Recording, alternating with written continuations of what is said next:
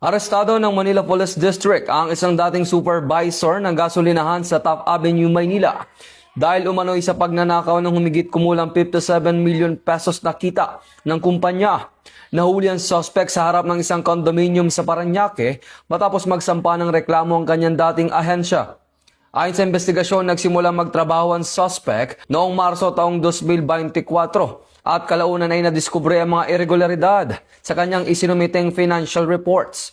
Lumabas na mula halagang 800,000 na arawang benta, 200,000 lamang ang idinideposito at pinipeke ang natitirang halaga. Naging kapansin-pansin din umano ang biglaang pagyaman ng suspect, kabilang ang pagbili ng mamahaling gamit at sasakyan na hindi tugma sa kanyang sahod na nasa 21,000 hanggang 22,000 kada buwan.